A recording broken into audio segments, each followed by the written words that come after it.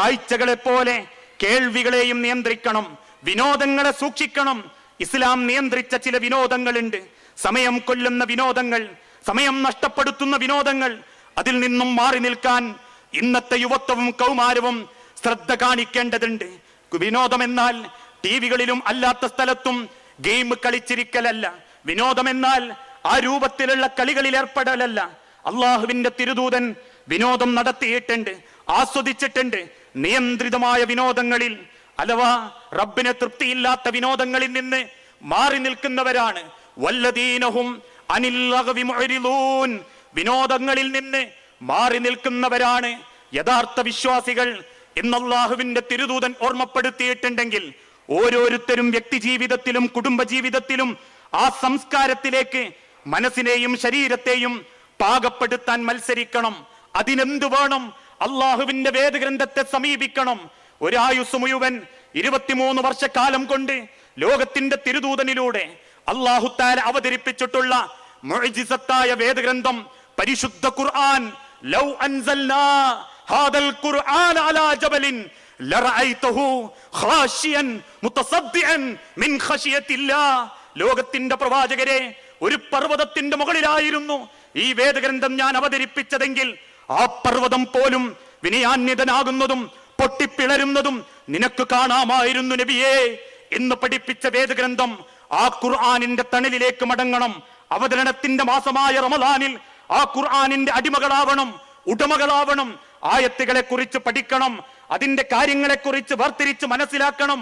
ഓരോ കാര്യങ്ങളിലും എന്തേ അത് അവതരിപ്പിക്കാനുള്ള കാരണം ചിന്തിക്കണം. നമ്മൾ ഓരോരുത്തരും ഓതിത്തീർക്കുന്ന തബ്ബത്ത് യദാ അബീ ലഹബിൻ വതബ്ബ് മാ അഗ്നാ അൻഹു മാലുഹു വമാ കസബ് എന്ന ആയത്തിന്റെ നിർവചനം ഓരോരിക്കലായി ഓരോരോ സമയങ്ങളിലായി അള്ളാഹു അവതരിപ്പിച്ചത് ആ ആയത്ത്. അത് തിരിച്ചറിയണമെങ്കിൽ ആ ആയത്തിനെ കുറിച്ച് പഠിക്കണം, ഖുർആനിന്റെ പഠിതാക്കളാവണം, അതിന്റെ കാര്യങ്ങളെ കുറിച്ച് തഫ്സീറുകൾ വായിക്കണം. ലോകത്തിന്റെ തിരുദൂതന് നേരെ അബൂലഹബ് ശക്തമായ ധിക്കാരത്തിന്റെ സംസാരിച്ചപ്പോ സങ്കടപ്പെട്ട് വീട്ടിൽ വന്ന് ഖദീജ ബീവി റളിയല്ലാഹു തആല അൻഹായുടെ മടിയിൽ തലവെച്ച് കിടക്കുമ്പോ നസലൽ അമീനു മലക്കു ജിബ്രീൽ അലൈഹിസ്സലാത്തു വസ്സലാം വന്ന് ഓർമ്മപ്പെടുത്തി, തബ്ബത് യദാ അബീ ലഹബിൻ വതബ്ബ്. പ്രവാചകരെ സങ്കടപ്പെടല്ലേ, അബൂലഹബിനാ നാശം, അവന്റെ നാശം ആരംഭിച്ചിട്ടുണ്ട്. വിവരമറിഞ്ഞ അബൂലഹബിന്റെ ശിങ്കിടികൾ അങ്ങോടി അബൂലഹബിന്റെ വീട്ടിലെത്തുകയും അബൂലഹബിനോട് വിവരം പറയുകയും ചെയ്തപ്പോ അബൂലഹബ് തിരിച്ചു പറഞ്ഞ മറുപടി, മുഹമ്മദിനോട് പറഞ്ഞേക്കുക, അവനേക്കാളും സ്വത്തെനിക്കുണ്ട്, ജനങ്ങളും എന്നോടൊപ്പമായിരിക്കും. അത് പറയാൻ വേണ്ടി അബൂലഹബിന്റെ ശിങ്കിടികൾ ഓടിക്കതച്ച് റസൂലുള്ളാന്റെ വീട്ടിന്റെ മുൻപിലെത്തിയപ്പോ നസലൽ അമീനു മലക്ക് ജിബ്രീൽ, രണ്ടാമത്തെ തവണയും ജിബ്രീൽ അലൈഹിസ്സലാത്തു വസ്സലാം ഇറങ്ങി വന്നു. എന്നിട്ട് ഓതിക്കൊടുത്തു, മാ അഗ്നാ അൻഹു മാലുഹു വമാ കസബ്. അല്ലാഹുവിന്റെ പ്രവാചകരെ, അവൻ ഭയപ്പെടുത്തുന്ന അവന്റെ കുടുംബം, അവന്റെ സ്വത്ത് അവന് ഉപകാരപ്പെടുകയില്ല. പിന്നീട് അബൂലഹബ് മിണ്ടിയിട്ടില്ല. അല്ലാഹുവാണേ സത്യം, 10 കൊല്ലം അബൂലഹബ് മിണ്ടിയിട്ടില്ല. ഒരു യാത്രക്ക് അബൂലഹബ് പോയിട്ടില്ല, ഒരു യുദ്ധത്തിൽ അബൂലഹബ് പങ്കെടുത്തിട്ടില്ല. തഫ്സീറിന്റെ ഉലമാക്കൾ പറയുന്നു, അബൂലഹബിന് പേടി തോന്നി. ആ ആയത്തോടുകൂടി അബൂലഹബിന് ഭയപ്പാട് തോന്നി. പിന്നീട് അബൂലഹബിന്റെ കാര്യം ഏറ്റെടുത്തത് അബൂലഹബിന്റെ ഭാര്യയാ. അതുകൊണ്ട് ആയത്ത് നേരെ അവൾക്ക് നേരെ തിരിഞ്ഞു.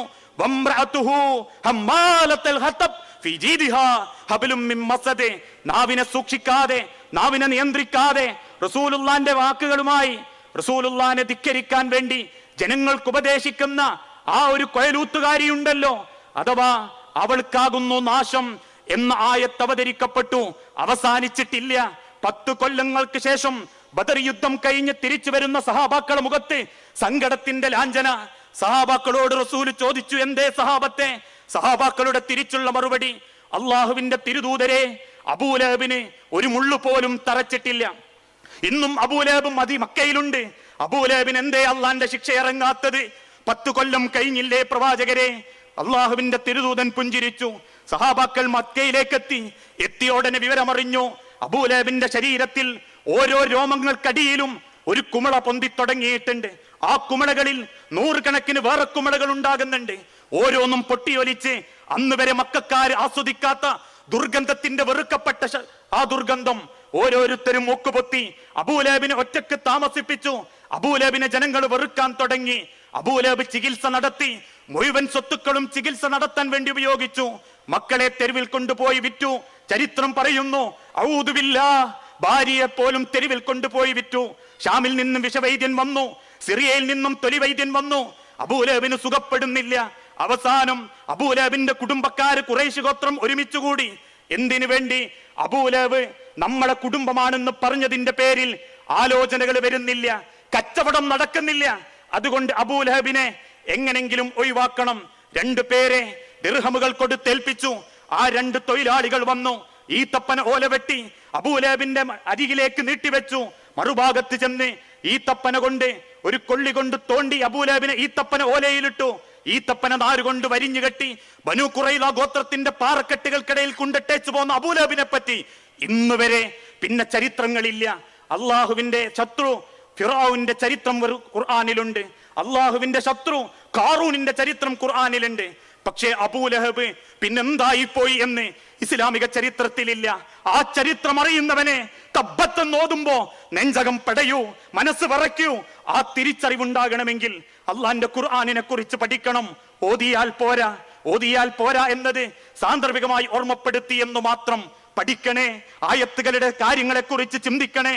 ഓരോ ആയത്തുകൾക്ക് പിന്നിലും സഹിക്കാൻ പറ്റാത്ത ത്യാഗത്തിന്റെ ഓർമ്മകളുണ്ട്, ചരിത്രങ്ങളുണ്ട്. അതുകൊണ്ടല്ലേ കാരക്കയുടെ ചീള് കിട്ടിയപ്പോ ഒട്ടിയ വയറുമായി രാത്രിയിൽ 3 ആളുകൾ നടന്നു നീങ്ങുമ്പോ 3 പേർക്കും കൂടി കിട്ടിയ കാരക്കയിൽ ഒരു കാരക്കയെടുത്ത് അത് 8ഓളം കഷണങ്ങളായി ചീന്തി ആ കാരക്കയിലേക്ക് നോക്കി വിങ്ങിപ്പൊട്ടി അള്ളാന്റെ റസൂലുള്ള പറഞ്ഞൊരു വാക്ക്, വല്ലാഹി വല്ലാഹി സുമ്മ ലതുസ്അലുന്ന യൗമഇദിൻ അനിൻ നഈം. ഓരോ അനുഗ്രഹത്തെ കുറിച്ചും റബ്ബ് ചോദ്യം ചെയ്യപ്പെടും. ആ ചോദ്യത്തിന് ഉത്തരം നൽകാതെ കാലിന്റെ ഒരടി അള്ളാഹുവിന്റെ മഹ്ശറയിൽ മുൻപോട്ട് വെക്കാൻ സാധിക്കുകയില്ല എന്ന ആ വിശുദ്ധ ഖുർആനിലെ വചനത്തിന്റെ മഹത്വം തിരിച്ചറിയണമെങ്കിൽ ആ ചരിത്രം അറിയണം. അതിനെന്തു വേണം? ഖുർആനിനെ പഠിക്കണം, ആയത്തുകളെ പഠിക്കണം. അതാണ് റബ്ബ് ഓർമ്മപ്പെടുത്തിയതും. നിങ്ങൾക്ക് സംസ്കാര സമ്പന്നരാവണോ? നടന്മാരെ സ്നേഹിക്കല്ലേ, സൈക്കോളജിക്കൽ ത്രില്ലർ നടത്തുന്ന ഏതെങ്കിലും വ്യക്തികളുടെ പിന്നാലെ പോകല്ലേ. കുടുംബത്തിന്റെ നിരാശകളെയും കുടുംബത്തിന്റെ സന്തോഷങ്ങളെയും ഏതെങ്കിലും തിരക്കഥകളാക്കി രേഖപ്പെടുത്തി 3 മണിക്കൂറിന്റെ സിനിമകൾ രേഖപ്പെടുത്തുന്ന നടന്മാരെ, പരസ്യ മോഡലുകളെ നിങ്ങൾ പിൻപറ്റല്ലേ. അതിന്റെ തീം നല്ലതാ, അതിന്റെ ചിത്രം നല്ലതാ, അതിൽ പഠിക്കാനുള്ളതാ എന്ന് വ്യാഖ്യാനിക്കല്ലേ. അതിനേക്കാളേറെ 6000-ൽ പരം വരുന്ന ആയത്തുകൾ പഠിക്കാൻ അല്ലാഹ് നീട്ടിത്തന്നിട്ടുണ്ട്, അള്ളാഹു നൽകിയിട്ടുണ്ട്. അതാണ് റബ്ബ് ചോദിക്കുന്നതും. അഫമിൻ ഹാദൽ ഹദീസി തഅജബൂൻ. അള്ളാന്റെ ഖുർആൻ ഓതിയിട്ട് നിങ്ങൾക്ക് അത്ഭുതം തോന്നുന്നുണ്ടോ? വതദ്ഹഖൂൻ, നിങ്ങൾക്ക് ചിരിക്കണമെന്ന് തോന്നുന്നുണ്ടോ? വലാ തബ്കൂൻ, ഒന്ന് കരഞ്ഞൂടെ മനുഷ്യരെ, ഒന്ന് കരഞ്ഞൂടെ മനുഷ്യരെ.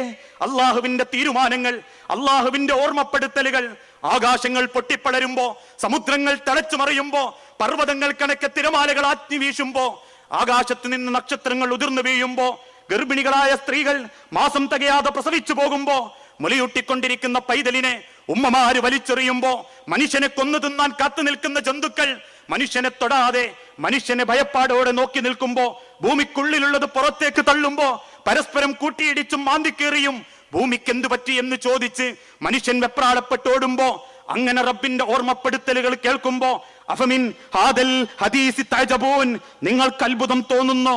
അങ്ങനെ സംഭവിക്കുകയില്ല. അതൊക്കെ ഒരു പ്രയോഗം മാത്രമാ, അതൊക്കെ അത്ഭുതപ്പെടുത്തുന്ന ഒരു വിശദീകരണമാ എന്ന് ചിന്തിക്കല്ലേ. വാക്ക് റബ്ബിൻ്റെതാ, കലാമ് റബ്ബിൻ്റെതാ.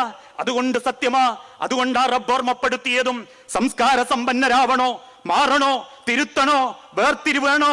നിങ്ങൾ അല്ലാഹുവിന്റെ ഖുർആനിലേക്ക് മടങ്ങണം.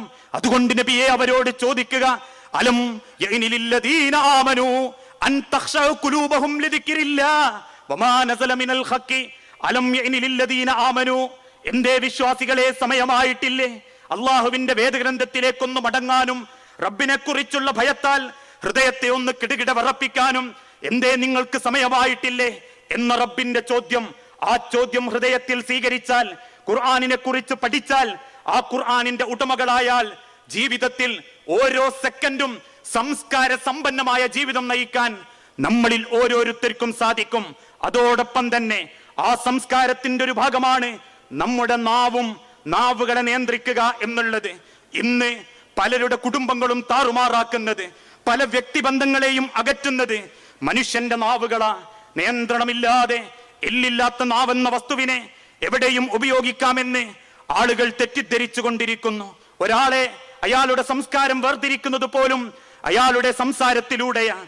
അതുകൊണ്ട് അല്ലാഹുവിന്റെ തിരുദൂതൻ ഓർമ്മപ്പെടുത്തിയതും മൻ കാന യുഅ്മിനു ബില്ലാഹി വൽ യൗമിൽ ആഖിർ, ആരെങ്കിലും അല്ലാഹുവിലും അന്ത്യദിനത്തിലും വിശ്വസിക്കുന്നുണ്ടെങ്കിൽ ഫൽയഖുൽ ഖൈറാ, അവൻ നല്ലത് സംസാരിക്കട്ടെ. അത് ഒറ്റക്കാണെങ്കിലും സംഘമായിട്ടാണെങ്കിലും ആരൊക്കെ കൂട്ടുകൂടാനുണ്ടെങ്കിലും, ഔ അല്ലെങ്കിൽ ലിയസ്മുത്, അവൻ മിണ്ടാതിരിക്കട്ടെ. ഈ രണ്ട് താടിയെല്ലുകൾക്കിടയിലുള്ള ഈ എല്ലില്ലാത്ത വസ്തു, ഇത് മാത്രം വിചാരിച്ചാൽ അള്ളാഹുവിന്റെ നരകത്തിന്റെ കാരണക്കാരാക്കാൻ സാധിക്കും എന്ന് ലോകത്തിന്റെ തിരുദൂതൻ ഈ ഉമ്മത്തിനെ ഓർമ്മപ്പെടുത്തി കൊടുത്തു. നാവിനാലുണ്ടാകുന്ന പ്രശ്നങ്ങളെ ഇന്ന് സമുദായത്തിലുള്ളൂ. വാവിട്ട വാക്കും കൈവിട്ട ആയുധവും തിരിച്ചെടുക്കാൻ പറ്റില്ല എന്ന് പഠിച്ചു ബോധ്യപ്പെട്ട ഉലമാക്കൾ പോലും നാവിനാൽ കാണിക്കുന്ന കസർത്തിന്റെ പേരിൽ ഒരു സൂചി കൊണ്ടെടുക്കേണ്ട പ്രശ്നങ്ങളെ ഒരു തൂമ്പ കൊണ്ടെടുത്താലും കിട്ടാത്തത്ര വൃണമാക്കി പരസ്പരം പോരടിക്കുന്ന ഇന്നത്തെ മുസ്ലിം സമുദായത്തിലെ കക്ഷിത്വത്തിന്റെ പ്രവർത്തനങ്ങൾ വരെ അള്ളാഹുവിന്റെ തിരുദൂതൻ ഓർമ്മപ്പെടുത്തി, സൂക്ഷിക്കണേ, നാവ് സൂക്ഷിക്കണേ, ഉള്ളത് പറയല്ലേ, ഇല്ലാത്തത് പറയല്ലേ, ഊഹിച്ചു പറയല്ലേ, ചോര കുടിക്കല്ലേ, ഏഷണി പറയല്ലേ, കുത്തുവാക്കുകൾ ഉപയോഗിക്കല്ലേ. നാവുകൾ അത് പുണ്യമായിട്ട് ഉപയോഗിക്കണം. നിങ്ങളാണ് പടർന്നു പന്തലിക്കുന്ന ഒരു തോന്നിവാസത്തിന്റെ കണ്ണിയെങ്കിൽ നിങ്ങൾക്കങ്ങോട്ട് പടരുന്ന ആയിരക്കണക്കിന് കണ്ണികളെ ഫസാദിൽ എത്തിച്ചതിന്റെ കുറ്റം നിങ്ങൾ റബ്ബിന്റെ കോടതിയിൽ ഏറ്റെടുക്കേണ്ടി വരും. അതുകൊണ്ട് സഹോദരാ, നാവുകളെ സൂക്ഷിക്കണേ. അള്ളാഹുവിന്റെ തിരുദൂതൻ ഓർമ്മപ്പെടുത്തിയല്ലോ, മല്ലം യദഅ ഖൗല സൂരി വൽ അമലി ബിഹി. എത്രയെത്ര ആളുകൾക്കാണ് അവരുടെ നാവുകളെ നിയന്ത്രിക്കാൻ പറ്റാത്തതിന്റെ പേരിൽ അവരുടെ അമലുകളും അവരുടെ കാര്യങ്ങളും നഷ്ടപ്പെട്ടു പോകുന്നത്. ഫലൈസ ലില്ലാഹി ഹാജത്തൻ ഫി അൻ യദഅ തുആമഹു വശറാബഹു. കുടിക്കാതിരിക്കുക അല്ലെങ്കിൽ കഴിക്കാതിരിക്കുക എന്നുള്ളത് മാത്രം നടത്തി അതോടൊപ്പം തന്നെ നാവിനാൽ മറ്റുള്ളവരുടെ പച്ചമാംസം തിന്നുന്ന എത്രയെത്ര ആളുകൾക്കാണ് റമളാനിന്റെ ചൈതന്യം നഷ്ടപ്പെട്ടു പോകുന്നത്.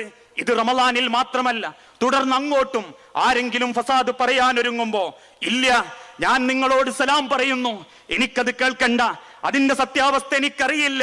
കാരണം റബ്ബ് ഓർമ്മപ്പെടുത്തിയിട്ടുണ്ട്, അയുഹിബ്ബു അഹദുക്കും അൻ യഅകുല ലഹ്മ അഖീഹി മൈത ഫകരിഹ്തുമു. മനുഷ്യരെ മരിച്ചു കിടക്കുന്ന നിങ്ങളുടെ സഹോദരന്റെ പച്ചമാംസം നിങ്ങൾ തിന്നാൻ ആഗ്രഹിക്കുന്നില്ല എങ്കിൽ അതല്ലേ നിങ്ങൾ ചെയ്യുന്നത്? ഇല്ലാത്തവന്റെ കുറ്റങ്ങൾ അവന്റെ അസാന്നിധ്യത്തിൽ പറയുക എന്നുള്ളത് പരദൂഷണമാ. അവനില്ലാത്തതൊരു കാര്യം ആക്ഷേപിച്ചു പറയൽ അത് ഫസാദ, അത് കുഴപ്പമാ, അപവാദമുണ്ടാക്കല.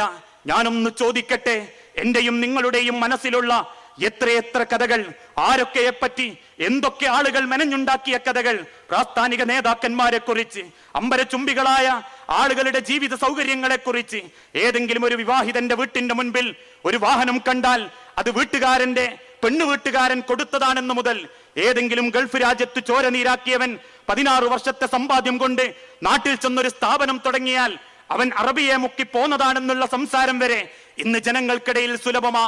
വേണ്ടാത്ത ഊഹങ്ങൾ, വേണ്ടാത്ത സംസാരങ്ങൾ. അതുകൊണ്ട് സൂക്ഷിക്കണേ, ആരുടെ നാവിലും ആരുടെ മനസ്സിലും വേണ്ടാത്ത സംസാരങ്ങൾ ഉണ്ടാവരുത്. അത് ചെറുതല്ലേ എന്നതല്ല ന്യായീകരണം, ചെറുതല്ലേ എന്നതല്ല അതിന്റെ കുറ്റം തീരുമാനിക്കുന്നത്. പറയാൻ പാടില്ല, പാടില്ല എന്ന് റസൂലുള്ളാഹി സ്വല്ലല്ലാഹു അലൈഹി വസല്ലമ ഓർമ്മപ്പെടുത്തിയിട്ടുണ്ടെങ്കിൽ അത് പറയാതിരിക്കലാണ് പുണ്യം. കാരണം ഒരിക്കൽ ഹഫ്സ റളിയല്ലാഹു തആല അൻഹയുടെ വീട്ടിൽ നിന്നും മധുരമുള്ള ഭക്ഷണവുമായി ഇളയ ഭാര്യ ആയിഷ റളിയല്ലാഹു തആല അൻഹാന്റെ വീട്ടിലേക്ക് എത്തി ലോകത്തിന്റെ തിരുദൂതൻ. ആ മധുരമുള്ള ഭക്ഷണം കൂജയോടൊപ്പം ആയിഷ ബീവി റളിയല്ലാഹു തആല അൻഹാന്റെ നേരെ നീട്ടി. ഇന്ന് ആയിഷ, നിനക്ക് വേണ്ടി ഹഫ്സ തന്നതാ. ദേഷ്യം പിടിച്ചിരിക്കുന്ന മഹദി ആയിഷ റളിയല്ലാഹു തആല അൻഹ ആ ദേഷ്യത്തിന്റെ ശക്തിയിൽ റസൂലുള്ളാഹി സ്വല്ലല്ലാഹു അലൈഹി വസല്ലമയുടെ കൈകളിൽ നിന്ന് ആ ഭക്ഷണത്തിന്റെ കൂജ തട്ടി തെറിപ്പിച്ചു. ആ തെറിപ്പിക്കുന്നതോടൊപ്പം ഒരു വാക്കും പറഞ്ഞു, അല്ലെങ്കിലും എനിക്കറിയാം റസൂലേ, നിങ്ങൾക്ക് ആ കുള്ളത്തിയോടാ ഇഷ്ടം കൂടുതൽ.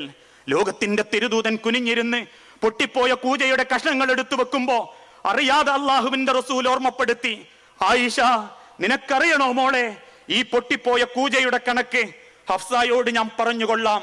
ഈ ചെതറിത്തെറിച്ച ഭക്ഷണത്തിന്റെ കണക്ക് അള്ളാഹിനോട് നീ പറഞ്ഞോ മോളെ. എന്നാലും ആയിഷ, നീ ആ പറഞ്ഞ കുള്ളത്തി എന്ന വാക്ക് കടലിൽ കലക്കിയാൽ ആ കടലും കടലിലുള്ളതും നശിച്ചു പോകുമായിരുന്നു ആയിഷ എന്ന് പറഞ്ഞിട്ടുണ്ടെങ്കിൽ വാക്കിന്റെ ദൈർഘ്യമല്ല, സംഭവത്തിന്റെ ബാഹുല്യമല്ല, മറിച്ച് പറയുന്ന ഒരക്ഷരം മറ്റൊരുത്തന്റെ മാംസം തിന്നുന്നതിനും അവന് ഇഷ്ടപ്പെടാത്തതും അവന്റെ മനസ്സ് വേദനിപ്പിക്കുന്നതുമാണെങ്കിൽ അവനോട് പൊരുത്തം വാങ്ങാത്ത കോലത്തോളം അള്ളാഹുവിന്റെ മഹ്ശറയിൽ ഞാനും നിങ്ങളും രക്ഷപ്പെടില്ല. കാരണം ഇന്നിവിടെ തുടങ്ങുന്ന പലതും നമുക്ക് നിയന്ത്രിക്കാൻ പറ്റാറില്ല. പിന്നീട് അത് പടർന്നു പന്തലിച്ച് പലരുടെ മനസ്സിലും ചെല്ലുമ്പോ അവരോടൊക്കെ പൊരുത്തം ചോദിക്കാനും നമുക്കും നേരം കിട്ടാറില്ല. അറിയണോ അതിന്റെ ഗൗരവം?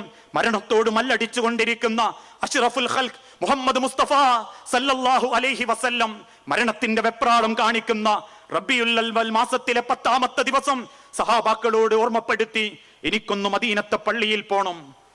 അത്ഭുതപ്പെട്ട സഹാബാക്കൾ അള്ളാഹുവിന്റെ തിരുദൂതനെ മദീനത്തെ പള്ളിയിലേക്ക് കൊണ്ടുവരാൻ ഒരുങ്ങി. കഅബ് ബിൻ മാലിക് റളിയല്ലാഹു അൻഹു റസൂലുള്ളാഹിന്റെ ഒരു കൈയെടുത്ത് തോളിലിട്ടു. അലി ഇബ്നു അബീ ത്വാലിബ് റളിയല്ലാഹു അൻഹു മറു കൈയെടുത്ത് തോളിലിട്ടു. രണ്ടുപേരും ക്ഷീണിച്ചവശനായ ലോകത്തിന്റെ തിരുദൂതനെ മദീനത്തെ പള്ളിയിലേക്ക് കൊണ്ടുവരുമ്പോ നിലത്തുറയ്ക്കാതെ ക്ഷീണിച്ചു പോയ റസൂലുള്ളാഹിന്റെ കാലുകൾ മണലിലേക്ക് ചാല് സൃഷ്ടിക്കുമാറ് വലിച്ചയച്ച കൊണ്ടുവന്നിരുന്നത് എന്ന് ഇസ്ലാമിക ചരിത്രം പഠിപ്പിക്കുന്നു. അത്രമാത്രം ക്ഷീണിതനായ ലോകത്തിന്റെ തിരുദൂതൻ എന്തിനാ മദീനത്തെ പള്ളിയിൽ കയറിയത് എന്നറിയാൻ സഹാബാക്കൾ പള്ളിയിൽ ഇടിച്ചു കയറി. ഓരോരുത്തരും മിമ്പറിന്റെ മുൻഭാഗത്തിരുന്നു. മിമ്പറിന്റെ 1ാമത്തെ പടിയിലിരുന്ന് സഹാബാക്കളെ നോക്കി പുഞ്ചിരിച്ച റസൂലുള്ള ആദ്യം ജൂത ക്രൈസ്തവന്മാരെ കുറിച്ച് ഓർമ്മപ്പെടുത്തി. ശേഷം മിമ്പറിന്റെ താഴെറങ്ങി 2 റക്അത്ത് നമസ്കരിച്ച് വീണ്ടും മിമ്പറിലേക്ക് കയറി തല കുമ്പിട്ട് പിടിച്ചു തുടങ്ങി. അൽബീലത്തു അലാ ലഹരിഹി, തല കുനിച്ചു പിടിച്ച് പെരടിയുടെ വെളുവെളുത്ത ഭാഗം സഹാബാക്കൾക്ക് കാണുമാറ് ആ വെളുപ്പ് കാണിച്ചു കൊടുത്ത് അള്ളാഹുവിന്റെ തിരുദൂതൻ വിളിച്ചു പറഞ്ഞൊരു മറുപടി, അയ്യുഹന്നാസ്, എന്റെ ജനങ്ങളെ, എന്റെ കൂടെ താമസിച്ച ജീവിച്ച മനുഷ്യരെ, മൻ കുന്ത ജലബത്തു ലഹു ലഹുറൻ, നിങ്ങൾക്കാർക്കെങ്കിലും എന്റെ വാക്കുകൊണ്ടോ എന്റെ പ്രവർത്തനം കൊണ്ടോ നിങ്ങളെ മുതുക് വേദനിച്ചിട്ടുണ്ടെങ്കിൽ, ശരീരം നൊന്തിട്ടുണ്ടെങ്കിൽ, ഫഹാദാ ലഹരി, എന്റെ മുതുകിതാ ഫൽയസ്തഖിദ് മിൻഹു, നിങ്ങൾക്കാർക്കും വന്ന് പ്രതികാരം ചെയ്യാം. 2 കൈകളും നിവർത്തിപ്പിടിച്ച് ലോകത്തിന്റെ തിരുദൂതൻ ഓർമ്മപ്പെടുത്തി, മൻ കുന്ത ശതംതു ലഹു ഇർലൻ, നിങ്ങൾക്കാർക്കെങ്കിലും എന്റെ വാക്കുകൊണ്ട്, എന്റെ സംസാരം കൊണ്ട്, എന്റെ നാവ് കൊണ്ട് നിങ്ങൾക്കൊരു സങ്കടം ഉണ്ടായിട്ടുണ്ടെങ്കിൽ, അഭിമാനത്തിന് ഒരു സങ്കടം പറ്റിയിട്ടുണ്ടെങ്കിൽ, ഫഹാദാ ഇർലി, എന്റെ അഭിമാനമിതാ, ഫൽയസ്തഖിദ് മിൻഹു, നിങ്ങൾക്കാർക്കും വന്ന് എന്നെ തിരിച്ചു പറയാം. ലോകത്തിന്റെ തിരുദൂതൻ അത് പറയുമ്പോ സഫിന്റെ ഇടയിൽ നിന്ന് ചാടി എഴുന്നേറ്റ് വിങ്ങിപ്പൊട്ടി ഉമർ ബിനുൽ ഖത്താബ് റളിയല്ലാഹു അൻഹു ചോദിച്ചത്, അങ്ങനെയുണ്ടോ റസൂലേ, അങ്ങനെ ചെയ്തിട്ടുണ്ടോ പ്രവാചകരെ? പുഞ്ചിരിയോടെ റസൂലുള്ളാഹിന്റെ തിരിച്ചുള്ള മറുപടി, ഉമർ, അള്ളാഹുവിന്റെ കോടതിയിൽ ഞാൻ വിഡ്ഢിയായി പോകാതിരിക്കാൻ, റബ്ബിന്റെ കോടതിയിൽ ഞാൻ അപമാനിക്കപ്പെടാതിരിക്കാൻ ഏതെങ്കിലും ഒരാൾ എന്റെ നാവ് കൊണ്ടും എന്റെ പെരുമാറ്റം കൊണ്ടും എന്റെ കൈ കൊണ്ടും വേദനിച്ചിട്ടുണ്ട് എങ്കിൽ ആഖിറത്തിൽ ചെല്ലുമ്പോ അള്ളാഹുവിന്റെ മഹ്ശറയിൽ അവനെ ചൂണ്ടി ലോകത്തിന്റെ റബ്ബനോട് പറയും, അവനുമായിട്ട് ബന്ധം ചേർത്തിട്ട് വാ, അവന്റെ പൊരുത്തം വാങ്ങിയിട്ട് വാ, എന്നിട്ടേ ഞാനും നീയും തമ്മിൽ ബന്ധമുള്ളൂ. ആഖിറത്തിൽ എങ്ങനെയാ ഉമർ പൊരുത്തം വാങ്ങുക? അന്ന് ഓരോരുത്തരും നഫ്സിയായി വെപ്രാളപ്പെട്ട് നടക്കുമ്പോ ആർക്കാ ഉമർ പൊരുത്തം ചോദിക്കാൻ പറ്റുക എന്ന് പറയുന്ന ലോകത്തിന്റെ തിരുദൂതന്റെ വാക്ക് മറക്കരുതേ ഉമ്മത്തെ. നാവുകൾ ചെലവഴിക്കുമ്പോ, നാവുകൾ പെരുമാറുമ്പോ ഒരാൾ എന്റെ വാക്കുകൊണ്ട് വേദനിക്കുന്നില്ല എന്നുറപ്പിക്കാൻ പറ്റണം. അത് ഭാര്യയാവട്ടെ, മക്കളാവട്ടെ, കുടുംബമാവട്ടെ, ജ്യേഷ്ഠനാവട്ടെ, രക്ഷിതാക്കളാവട്ടെ, വാക്കാണ്. ആ വാക്കിലൂടെയാണ് പല ബന്ധങ്ങളും മുറിയുന്നതെങ്കിൽ സൂക്ഷിക്കണേ.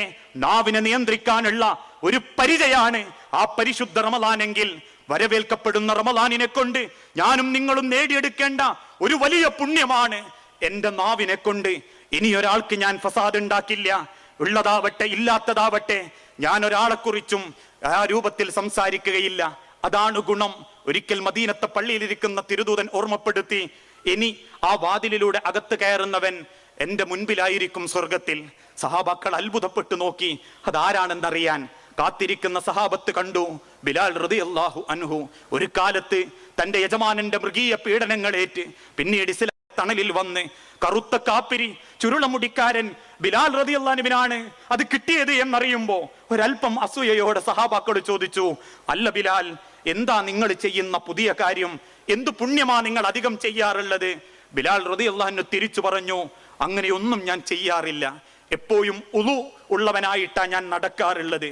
പിന്നെ ബിലാൽ ഇബ്നു റബാഹ സ്വയം പറഞ്ഞു, എനിക്ക് എന്നെ പറ്റി തോന്നിയൊരു പുണ്യം. ഞാൻ ഒരാളോടും മനസ്സിലൊരു പക കൊണ്ട് നടക്കാറില്ല. ഒരാളോടും മനസ്സിൽ ദേഷ്യം വെച്ച് നടന്ന് അത് തരം കിട്ടുമ്പം തീർക്കാൻ വേണ്ടി നടക്കാറില്ല. കാരണം ഞാൻ എൻ്റെ മനസ്സിൽ എനിക്കുണ്ടാകുന്ന സങ്കടം ഞാൻ എൻ്റെ റബ്ബിനെ ഏൽപ്പിക്കല.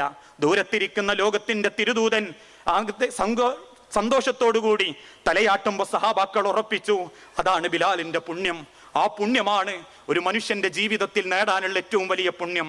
ആ ഒരു നല്ല മനസ്സിന്റെ ഉടമകളാവാൻ, സംസ്കാര സമ്പന്നരാവാൻ പരിശ്രമിച്ചേ മതിയാകൂ. അതേ ഉണ്ടാകൂ. ദുനിയാവെന്ന് തിരിച്ചു പോകുമ്പോ 6 അടി മണ്ണിലേക്ക് വെച്ച് എല്ലാം ആളുകൾ ഉപേക്ഷിച്ച് തിരിച്ചു പോരുമ്പോ ആർക്കാ മനുഷ്യരെ ദുനിയാവിലെ കാത്തരി പൊന്നുകൊണ്ടുപോകാൻ സാധിച്ചത്? ഏറെ പ്രിയപ്പെട്ടിരുന്ന കൈത്തണ്ടയിലെ വളയും ധരിച്ചിരിക്കുന്ന ചുറ്റും കൈത്തിലണിഞ്ഞ മാലയും ഏത് പെണ്ണിന്റെ ഭർത്താവ് ആ കബറിൽ ചേർത്ത് വെക്കാറുള്ളത്? വാങ്ങിക്കൂട്ടിയ തെങ്ങിൻ തോപ്പുകളിലെ ഒരു കല്ല് പോലും ആരും കബറിലേക്ക് വാപ്പാക്ക് വേണ്ടി ചേർത്ത് വെക്കാറില്ല. ദുനിയാവെന്ന് തിരിച്ചു പോകുമ്പോ ഒരു സംസ്കാര സമ്പന്നതയുള്ള നല്ല മനസ്സിന്റെയും പെരുമാറ്റത്തിന്റെയും ഉടമകളായി തിരിച്ചു പോകാൻ നമ്മളിൽ ഓരോരുത്തർക്കും സാധിക്കേണ്ടതുണ്ട്.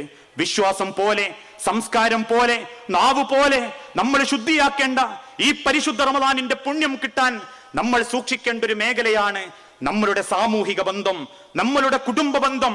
ഇന്നത്തെ കാലഘട്ടത്തിൽ തുമ്മിയാൽ തെറിക്കുന്ന മൂക്കിനെ പോലെയാ പല ബന്ധങ്ങളും ഇല്ലാതായിക്കൊണ്ടിരിക്കുന്നത്. മുഖത്തോട് മുഖം നോക്കാതിരിക്കുക, സലാം പറയാതിരിക്കുക, പറഞ്ഞ സലാം മടക്കാതിരിക്കുക, ക്ഷണിക്കാതിരിക്കുക, ക്ഷണം സ്വീകരിക്കാതിരിക്കുക, അവനുണ്ടെങ്കിൽ ഞാൻ അങ്ങോട്ടില്ല എന്ന് വാശി പ്രകടിപ്പിക്കുക, ഞാൻ വരണമെങ്കിൽ ഇന്ന ആളുകളൊന്നും എന്നോട് സംസാരിക്കരുത് എന്ന് പക പ്രകടിപ്പിക്കുക. ഇതൊക്കെ സർവ്വസാധാരണയായി മാറിക്കൊണ്ടിരിക്കുകയാ. തമ്മിൽ അലോഗ്യപ്പെടാൻ വലിയ കാരണങ്ങൾ വേണ്ടാത്തവര്, പരിപാടിക്ക് ക്ഷണിച്ചിട്ടില്ല, നിക്കാഹിന് പറഞ്ഞിട്ടില്ല, ഒരാഴ്ച മുൻപാ എന്നോട് പറഞ്ഞത് എന്ന കാരണത്തിന്റെ പേരിൽ എത്ര ആളുകളാ തമ്മിൽ തെറ്റി നടക്കുന്നത്. ഈ കൂട്ടത്തിൽ പലരും പലരോടും ദുനിയാവിന്റെ വിഷയത്തിൽ അലോഗ്യം കാണിച്ച് നടക്കുന്നവരാ. ദീനിന്റെ വിഷയത്തിൽ പോലും തമ്മിൽ തെറ്റാൻ പാടില്ല. കേൾക്കണേ, ദീനിന്റെ വിഷയത്തിൽ പോലും തമ്മിൽ തെറ്റാൻ പാടില്ല. അള്ളാഹുവിന്റെ തിരുദൂതൻ സഅദ് ബിൻ അബീ വഖാസ് റളിയല്ലാഹു അൻഹുവിനോട് ഓർമ്മപ്പെടുത്തിയത്, അല്ലയോ സഅദ്, നിന്റെ ഉമ്മ ശിർക്ക് ചെയ്യാൻ കൽപ്പിച്ചാൽ, നിനക്കറിവില്ലാത്ത കാര്യം ചെയ്യാൻ കൽപ്പിച്ചാൽ ആ ഉമ്മാനോട് നീ അനുസരണം കാണിക്കരുത്. വസ്വാഹിബഹുമാ ഫിദ്ദുനിയാ മഅറൂഫ എന്ന് കരുതി ഉമ്മാനെ നോക്കരുത് എന്നല്ല, ദുനിയാവിൽ അവരോട് നല്ല നിലക്ക് പെരുമാറണം. ഇതെനിക്കും നിങ്ങൾക്കുമുള്ള ഒരു ചുണ്ടുപലകയാ.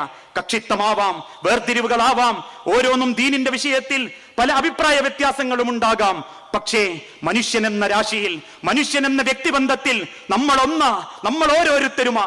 എന്റെ കൈ മുറിച്ചാൽ ചോരക്ക് ചുവപ്പാണ് നിറമെങ്കിൽ എന്റെ അരികിലിരിക്കുന്ന ഇതര കക്ഷിക്കാരന്റെ കൈ മുറിച്ചാലും ആ രക്തത്തിനും ചുവപ്പാണെങ്കിൽ പിന്നെന്തിനാ മനുഷ്യരെ ഈ തമ്മിലുള്ള വ്യക്തിവിരോധം? അതുണ്ടാവരുതേ. ബന്ധം നന്നാക്കണം. അത് ജ്യേഷ്ഠനായാലും അനിയനായാലും പെങ്ങളായാലും മകളെ കെട്ടിയ വീട്ടുകാരനായാലും മകളെ കെട്ടിക്കൊണ്ടുപോയ വീട്ടുകാരനായാലും മകൻ കെട്ടിയ വീട്ടുകാരായാലും അലോഗ്യം കാണിക്കല്ലേ, അത് മനസ്സിൽ കൊണ്ട് നടക്കല്ലേ. കാരണം ബന്ധം മുറിച്ച് നടക്കൽ നമ്മുടെ അമലുകൾ അള്ളാഹ് സ്വീകരിക്കാതിരിക്കാൻ ഒരു കാരണമാകും. എങ്ങനെ?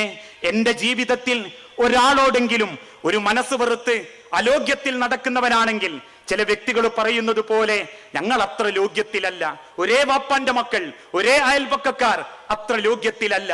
ലോകത്തിന്റെ തിരുദൂതൻ ഓർമ്മപ്പെടുത്തിയതോ, അയൽപക്കക്കാരന്റെ ആ ഭാഗത്തേക്ക് പോകുന്ന കാറ്റ് തടയപ്പെടുമെന്ന് നിനക്ക് തോന്നുന്നുണ്ടെങ്കിൽ അവന്റെ വീടിനോട് ചേർന്നിട്ടുള്ള ചുമരിൽ നീ ചുമര് കെട്ടാൻ പാടില്ല എന്നോർമ്മപ്പെടുത്തിയ ലോകത്തിന്റെ തിരുദൂതന്റെ അനുയായികൾ പലരും അലോഗ്യത്തിലാ, മനസ്സിൽ കൊണ്ട് നടക്കുകയാ. അവസാനം മരിച്ച് മണ്ണോട് ചേരുമ്പോ ആഖിറത്തിൽ ചെന്നെത്തുന്നതിന്റെ മുൻപുള്ള ആ മരണത്തിന്റെ സെക്കൻഡുകളിൽ മരിച്ച വാപ്പാന്റെ മയ്യത്തുമായി 6 കാലുള്ള കട്ടിലിൽ കയറ്റി 6 മക്കൾ തോളിലെടുത്ത് പള്ളിയുടെ മുൻഭാഗത്ത് കൊണ്ടുവച്ച ഉമ്മാന്റെ വാപ്പാന്റെ മയ്യത്തിന്റെ തലഭാഗത്ത് നിന്ന്, ഉമ്മാന്റെ മയ്യത്തിന്റെ മധ്യഭാഗത്ത് നിന്ന് ഇതുപോലത്തെ ഒരു മൈക്ക് കയ്യിലെടുത്ത് വിങ്ങിപ്പൊട്ടി മക്കളെ ചോദിക്കുന്ന ഒരു വിഡ്ഢിച്ചോദ്യമുണ്ട്. എന്റെ ഉമ്മ, എന്റെ വാപ്പ ആരോടെങ്കിലും ജീവിച്ചിരിക്കുന്ന കാലത്ത് എന്തെങ്കിലും ചെയ്തു പോയിട്ടുണ്ടേ, അവർക്കത് പൊരുത്തപ്പെട്ടു കൊടുക്കണേ എന്ന് ആ വാപ്പാക്ക് വേണ്ടി ചോദിക്കുന്ന വിഡ്ഢികളായ മക്കളെ, ജീവിച്ചിരിക്കുന്ന കാലത്താ പൊരുത്തം വാങ്ങേണ്ടത്. മരിച്ച വാപ്പാക്ക് വേണ്ടി മക്കളെ കൊണ്ട് പൊരുത്തം ചോദിക്കാൻ ഏത് ഇസ്ലാമാ ലോകത്തെ പഠിപ്പിച്ചത്? ഈ ലോകത്ത് നിന്ന് തിരിച്ചു പോകുന്നതിന്റെ മുൻപ് ഞാൻ ചോദിക്കണം പൊരുത്തം. അതറിയാത്തവരല്ല നമ്മൾ, അതറിയുന്നത് കൊണ്ടാ ഉംറക്ക് കിട്ടുമ്പോ, ഹജ്ജിന് പോകാൻ തീരുമാനമെടുക്കുമ്പോ എല്ലാ വീട്ടിലും കയറി ചെന്ന് കൈകൊടുത്ത് സലാം പറഞ്ഞ് എനിക്ക് ഹജ്ജിന് കിട്ടിയിട്ടുണ്ടെന്ന് പറഞ്ഞ് തിരിച്ചിറങ്ങുമ്പോ വേണ്ടാതെ ഒന്ന് ഓർമ്മപ്പെടുത്തിയിട്ട് നമ്മൾ പറയും എന്തെങ്കിലും ഉണ്ടെങ്കിൽ അങ്ങ് പൊരുത്തപ്പെട്ട് തരണം. എന്തിനാ? 2.5-2.25 ലക്ഷം മുടക്കുന്ന ഹജ്ജ് മഖബൂലും മബ്റൂറുമാകാൻ ആ പൊരുത്തം വേണമെങ്കിൽ അത് ഹജ്ജിന് മാത്രമല്ല മനുഷ്യരെ, ഒരാളെ മുഖത്തേക്ക് നോക്കി ചിരിക്കുന്ന പുഞ്ചിരി പോലും അള്ളാഹ് സ്വീകരിക്കണമെങ്കിൽ പൊരുത്തം വേണം. ആ പൊരുത്തമില്ലാത്തവന്റെ, ബന്ധമില്ലാത്തവന്റെ ഒരമലും അല്ലാഹു തആല സ്വീകരിക്കുകയില്ല.